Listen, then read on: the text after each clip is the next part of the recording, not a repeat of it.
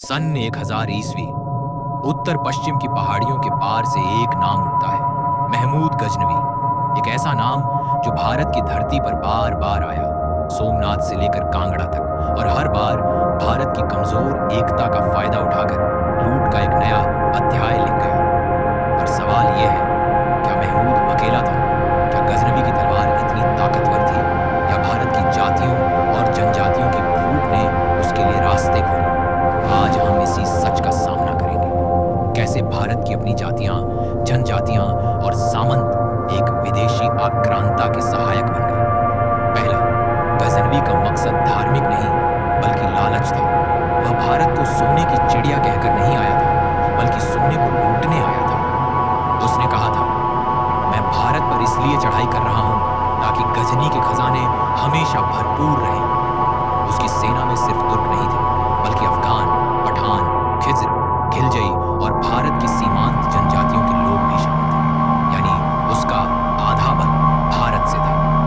जब गजनवी ने पंजाब की सीमा पार करनी चाहिए, तो सामने थे जाट और खोखर योद्धा, जो प्रारंभ में उसका मुकाबला करते हैं और कुछ समय बाद उसी के साथ चलने लगते हैं।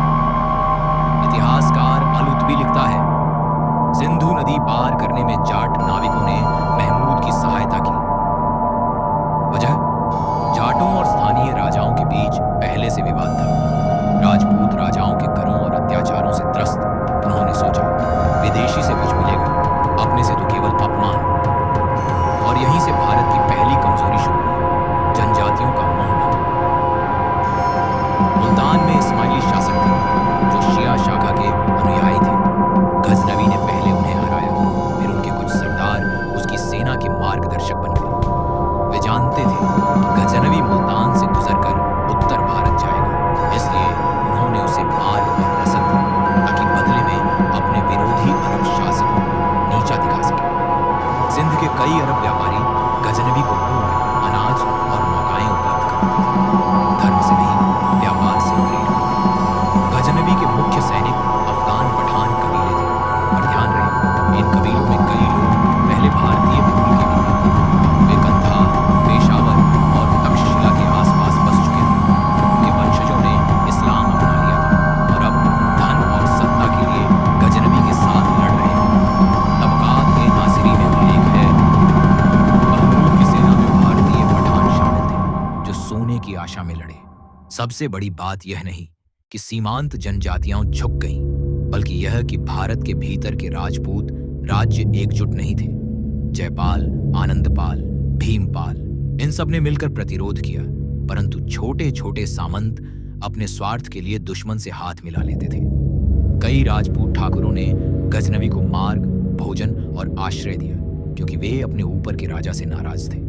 एक कहावत चलती थी, राजपूत की तलवार और उसकी निष्ठा दोनों क्षणिक होती हैं, और इस क्षणिकता ने भारत का भाग्य बदल दिया। सन 1023 ईस्वी महमूद गजनवी हिमालय की ओर बढ़ा। लक्ष्य था नागरकोट का प्रसिद्ध कांगड़ा किला। कांगड़ा एक धन संपन्न राज्य था, पर गजनवी को रास्ते दिखाए डूगर और दार्द जनजातियों ने। वे वर्षों से कांगड़ा राजाओं से नाराज थे, क्योंकि उनके ऊपर जबरन कर और कर सेवा थोपे गए थे। गजनवी ने उन्हें लूट में हिस्सा देने का वादा किया, और कांगड़ा किला गिर गया।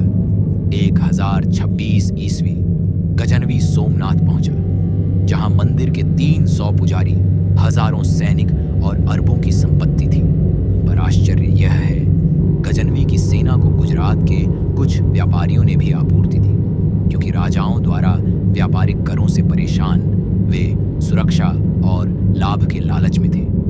लूट के बाद जब गजनवी लौट रहा था, तो पंजाब और सिंध के व्यापारी उसकी सेना से लूटे गए सामान खरीदने लगे। इतिहास बताता है, भारत गजनवी की तलवार से नहीं, बल्कि अपनी जाति और सामाजिक फूट से हारा। राजा धर्म के नाम पर बंटे थे। आज हम इतिहास के उस मोड़ पर हैं, जहां यह समझना जरूरी है, भारत की सबसे बड़ी ताकत उसकी एकता है। महमूद गजनवी का नाम भले इतिहास में मिट गया, पर उसकी दी हुई सीख आज भी जिंदा है।